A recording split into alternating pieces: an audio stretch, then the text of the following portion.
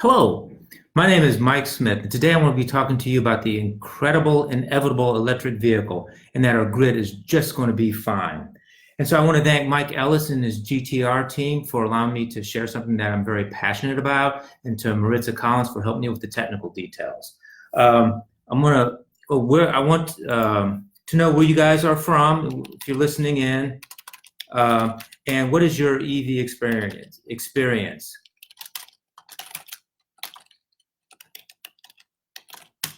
So if you've driven an electric car and you liked it or didn't like it, if you own an electric car, what kind of electric car do you own, and how long you've owned it, and anything that you want to say about your electric vehicle experience, please put it in the comment section. I'm going to start off with a question or a test, and I'm going to be using this throughout my presentation today. This is a 1 gallon gas can. You guys all recognize it. My question to you is, how many kilowatts hours of energy are contained in this gallon of gas? And so I will review the answer later, and please don't Google. If you want to guess in the comment section, please do, and you can share with everybody. We can see how close or off we are.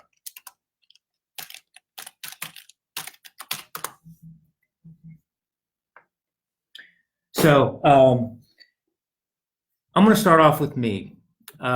I work for the Electric Cooperatives of South Carolina. I began working for the Central Electric as a power generation and transmission utility in 2005. I'm a licensed engineer in South Carolina, electrical engineer, and I began my work with the utility doing traditional utility work. But in 2007, one of the things that we wanted to do is we wanted to explore electric vehicles. We started to hear things that they might be coming along, and we were excited because that is our business. That's something that we want to do. We want to sell power to get you down the road. And so, to prepare for that, we want to see what it would be like. So we did some investigation, and Tesla hadn't yet come out with the Roadster. They'd been promising it for a couple of years. It's like so many things. You wonder, is it ever going to get here?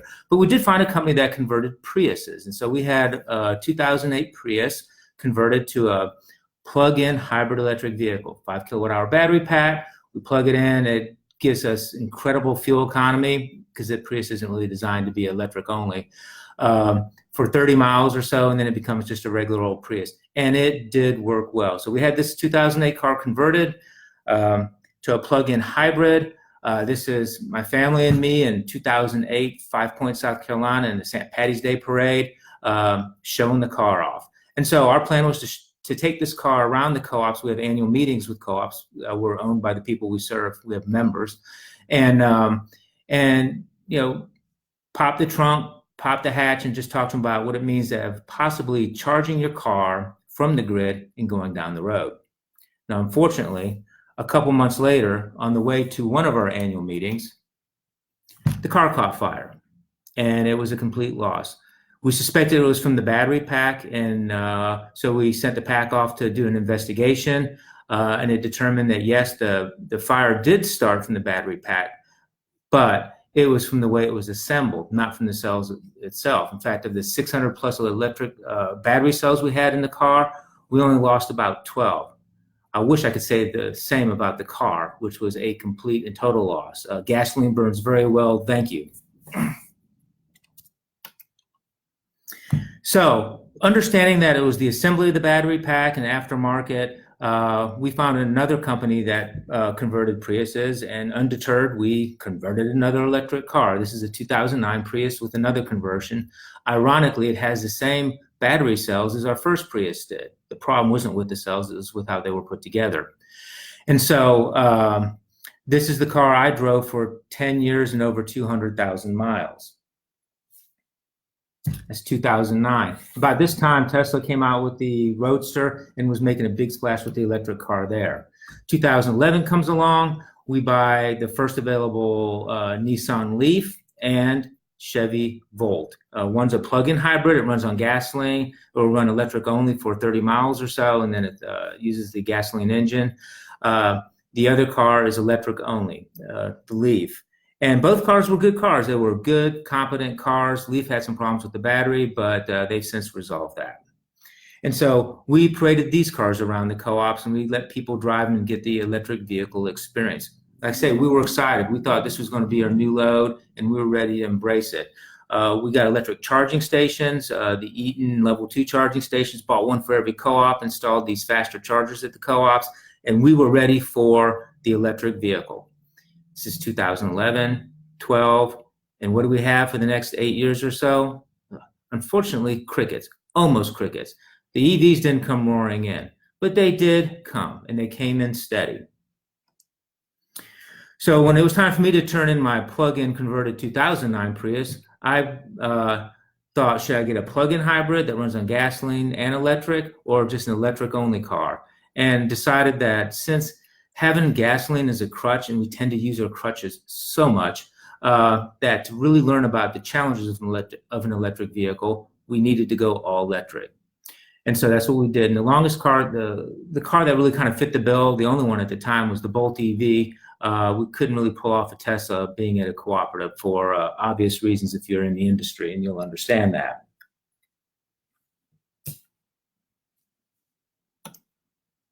So as part of that, and since we bought the car, it was bought used, we put 30,000 miles on the car. And one of the trips that we took was to Salt Lake City. The NRECA, Touchstone Energy, has an annual meeting, and this time it was in Salt Lake City. And they kind of put a call out to everybody, say, hey, if you have an electric car and you want to drive to Salt Lake City and talk about your experience, we'll share our experiences, we'll have a little contest, who drove the longest distance, who had the most efficiency, who did it in the shortest time, and so on, who did it on the fewest CO2, because it depends on what electricity you use as to on how much you end up impacting the environment.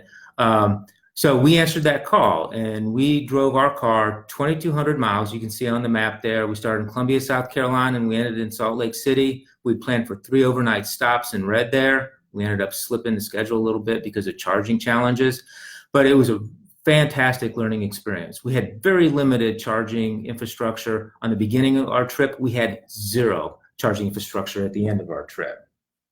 And in fact, we wrote about our trip here in the South Carolina Living magazine. You can find it online if you want. It's I think if you look up SC Living and Charge, you can find it. But it just tells about our experiences of traveling 2,200 miles in an electric car. And I'll say a little bit more about that later because it's important.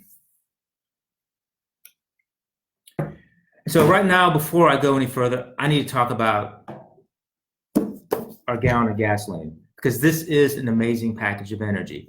I don't know if you guys guessed anything, but the answer to the question, how many kilowatt hours of energy are in a gallon of gasoline, is 33.7. That is amazing. Why is it amazing? The Bolt EV I drive has fewer than 2 gallons of energy in it. It's a 60 kilowatt hour battery pack. Yet, how can a vehicle that has fewer than 2 gallons of energy in it be considered a long range vehicle? Well, let me illustrate. We all remember this, the incandescent bulb. Well, this has been our staple for 100 years or more. It's a very simple device, but this isn't really a light bulb. I mean, if we're going to be honest about it, it's a heater bulb. It really produces heat first, many times more than it produces light. And so we were all kind of forced to come to terms with some federal government regulations that they were going to get rid of the electric incandescent bulb. We came up with CFLs, and then that mandate was in 2014. It was supposed to begin CFLs, and now we have the efficient LED bulb. The 60 watt equivalent only takes 10 watts. A 60 energy, this is a light bulb, not a heater. It does put off heat, but it does light first. And I would think of electric cars as, in a comparison to a gasoline car, is for the energy it gets, it does much better with it.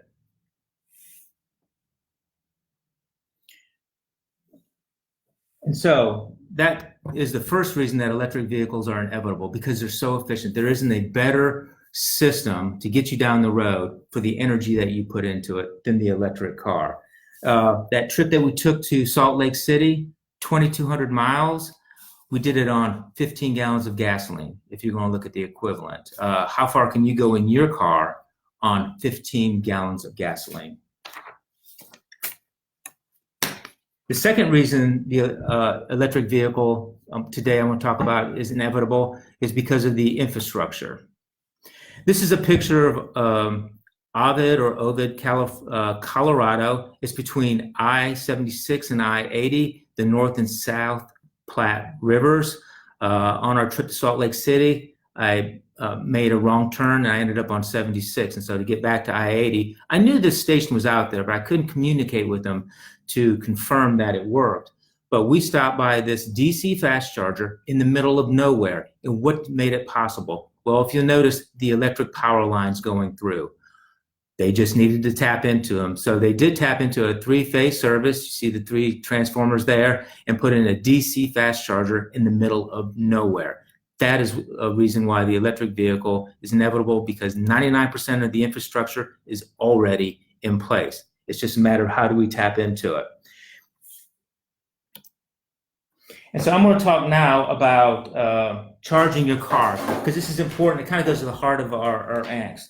Electric cars, whether it's level 1 or level 2, use the J1772 plug to charge the car. But what's the difference between a level 1 and a level 2 is what outlet you plug in the wall. And this is a basic 110, 120 volt outlet, goes to 15 amp service.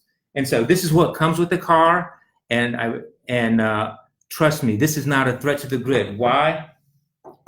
Because to fill up this can full of energy, 33.7 kilowatt hours, with this level 2 charger will take 33.7 hours, because it charges at a rate of 1 kW, which is the equivalent is running a bathroom heater on medium. This is a level 2 charger. If you notice, the plug is the same, the J1772 is the same, but what I plug it into is different. This is a 50 amp, a NEMA 1450 outlet.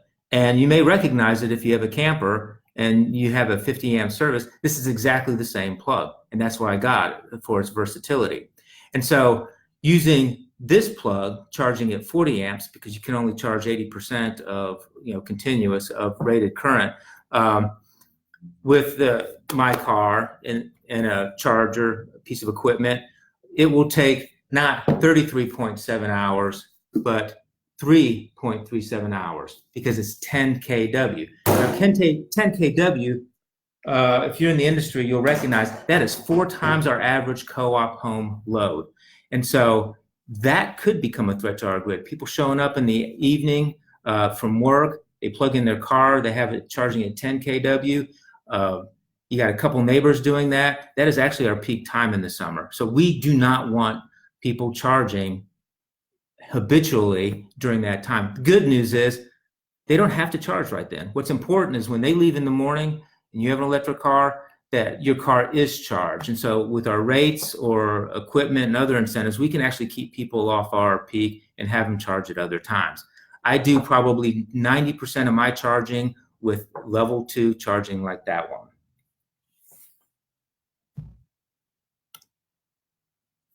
And in fact, these are pictures from the trip. This one here is we stopped in Cheyenne, Wyoming. It's a B&B. I called them ahead of time. They had an electric dryer. They were game for me to use it while we slept. There weren't a whole lot of options in Cheyenne, and we did not want to wait around 8 hours, because it takes about 8 to 10 hours to charge with this charger that I have off a 30 amp dryer. And so as you can see there, I use this adapter here. And you'll recognize this is a 30 amp dryer outlet, but it still has the 50 amp NEMA 1450 that allows me to plug in. And we commandeered that dryer in Cheyenne. And then our next stop on the trip, we stopped at an RV campground that was EV friendly. They had a policy that if you wanted to charge a car there, they charged $10. I just pull in. We arrived at 11 at night, plugged right in, slept in the car, and at 7 in the morning, or it was maybe more like 6 in the morning, we were ready to go, unplugged, and continued on our way. In fact, this was our last stop before the longest leg of our trip, which was 268 miles, just before we got into Salt Lake City.